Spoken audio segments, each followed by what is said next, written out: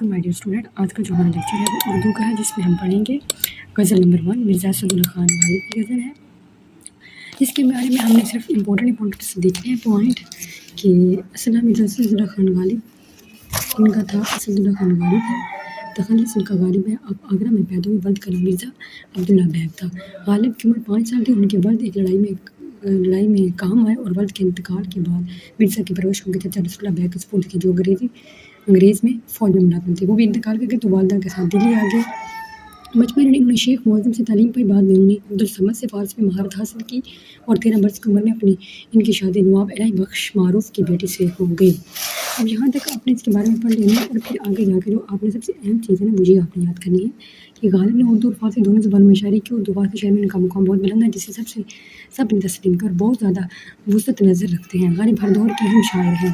اب یہاں تک صرف کر دیں اس کے بارے میں امپورٹنٹ بات. دوسری یہ ہے کہ غالب کی اہم تصنیف بھی آپ کو پتہ ہونا چاہیے. دیوان غالب ہے، بس صرف ایک اسی لیے کہ آگے جب آپ کسی بھی کمپٹیٹیو ایگزام کی تیاری کرتے ہیں، کوئی بھی FSC میں جاتے ہو تو وہاں پہ آپ لوگوں کو ان چیزوں کی بہت زیادہ ضرورت ہوتی ہے. ٹھیک ہے، جب پڑھا رہا ہوتا ہے تو آپ سے پوچھ رہا ہوتا ہے تو آپ کا کانفیڈینس نالج بلڈ ہو رہا تھا، آپ کو جو پتہ ہوتا ہے چیز کا بتا رہے ہوتے ہو. تو یہاں تک یہ بھی آپ یاد کر سکتے ہیں. تو یہ بھی آپ نے یاد کرنا ہے. آگے ہم چلتے ہیں ان کی غزل کے اوپر. غزل کی آپ کو تشریح بھی کروا دوں گی، مفہوم بھی اسی کے ساتھ کروا دوں گی. تو غزل نمبر 1. بزاچہ اطفال ہے دنیا میرے آگے، ہوتا ہے شب روز تماشا میرے آگے. تو مرزا اسداللہ خان غالب اس غزل میں بیان کرتے ہیں کہ یہ جو بچوں کا کھیل ہے، یہ دنیا ہے، یہ تو ایک تماشا ہے. وہ کہتا ہے یہ دنیا جو ہے عارضی چیز ہے، یہ دنیا کوئی حقیقت نہیں ہے جہاں ہم رہ رہے ہیں. تو پھر کیا ہے، اس دنیا میں ہمیشہ میرے سامنے آئے دن بچوں کا کھیل تماشا ہوتا رہتا ہے. ہوتا ہے شب بروز کہ صبح اور شام میرے آگے کوئی نہ کوئی ایک نیا تماشا میرے سامنے ہوتا رہتا ہے.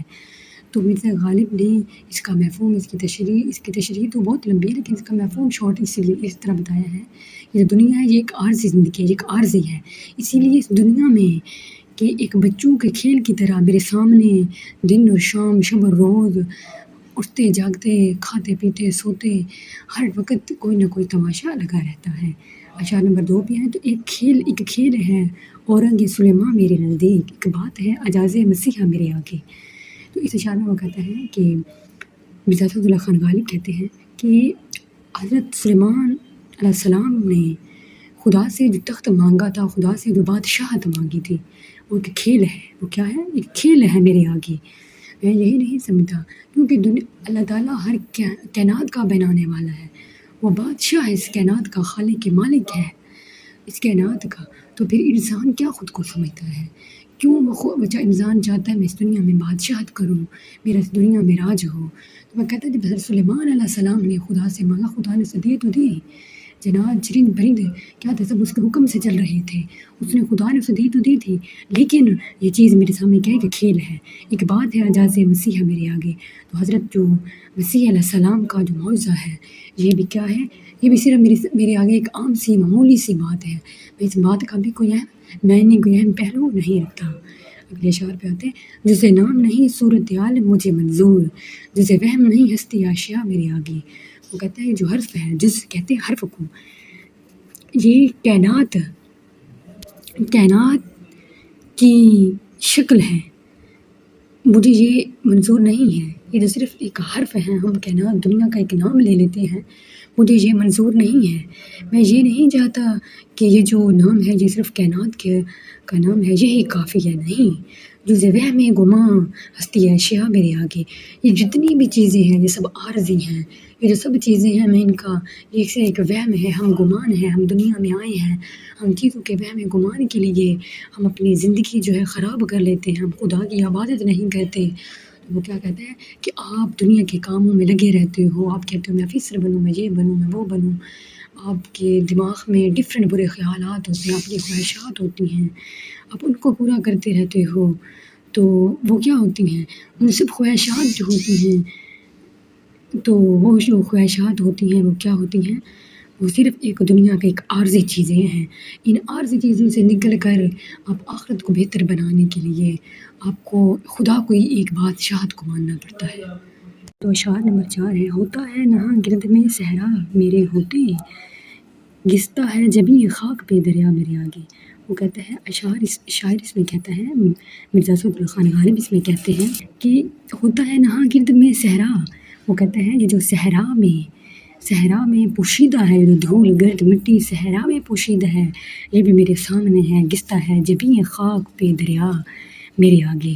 وہ کہتا ہے کہ یہ جو خاک مٹی کو کہتے ہیں دریا، میرے آگے دریا کا ختم ہو جانا میرے آگے، گستا ہے دریا تو دریا کا ختم ہو جانا۔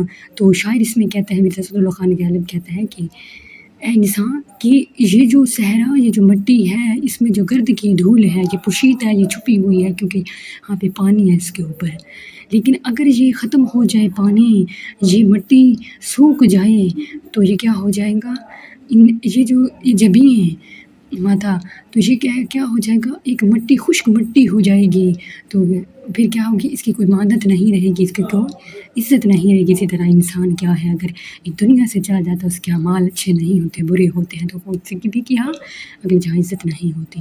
اگلا اشعار ہے، مت پوچھ کے کیا حال ہے میرا تیرے پیچھے، تو دیکھ کے کیا رنگ ہے تیرے میرے آگے۔ غالب اس میں کہتے ہیں، مرزا اسد اللہ خان کہتے ہیں کہ انسان تو مت پوچھ اس دنیا میں کہ ایک انسانیت کے کھو جانے کے بعد، آپ ایک حقیقت کو، ایک شعور کو کھو دینے کے بعد اس کا کیا رنگ ہوتا ہے، تو دیکھ کے کیا رنگ ہے تیرا میرے آگے۔ کہ اگر تو اس دنیا میں ایک سیدھے راستے پہ چلنے لگ جاتا ہے، ایک صحیح راستے پہ چلتا ہے، ایک منزل کی پہچان کرتا ہے، تو اللہ پاک تمہیں بہت زیادہ منزلوں سے نواز دیتا ہے۔ تو شاعر اس میں کہتے ہیں حقیقت کی طرف انسان کو لے کے جاتے ہیں، جس طرح اقبال حقیقت کی طرف شاعری کو لے کے جاتے تھے۔ اگلا اشعار ہے، ایمان مجھے روکے ہے جو کھینچی ہے مجھے کفر ہے، کعبہ میرے پیچھے ہے کلیسا میرے آگے ہے۔ تو شاعر اس میں کہتے ہیں مرزا اسد اللہ خان کہ اے انسان، مجھے اس دنیا میں خدا کی طرف جو دیا ہوا ہے ایمان ہے، وہ مجھے روکے ہوئے ہے، وہ مجھے بری طرف، مجھے کفر کی طرف، مجھے برائیوں کی طرف شیطان کھینچتا تو ہے، لیکن میں رک جاتا ہوں کیونکہ میں خدا کی عبادت میں لگا رہتا ہوں۔ کعبہ میرے پیچھے ہے کلیسا میرے آگے، لیکن پھر بھی میں جو دنیا داری اور جو دین ہے، اسلام ہے، دین ہے، آخرت ہے، ان دونوں کے درمیان لٹکا ہوا میں پھر بھی پریشان ہوں کہ میں اس دنیا داری کو دیکھوں یا پھر اپنے دین اور اپنی آخرت کو سنواروں۔ ہمارا آخری اشعار ہے، ہم پیشہ وہم، ہم پیشہ وہم مشرب وہم راز ہے میرا، غالب کو برا کیوں کہوں، اچھا میرے آگے۔ کہ یہ کہ وہ کہتا ہے کہ مرزا اسد اللہ خان غالب کہتے ہیں، وہاں پہ ان کا نام اپنا بھی آ گیا ہے مقطع کے طور پہ۔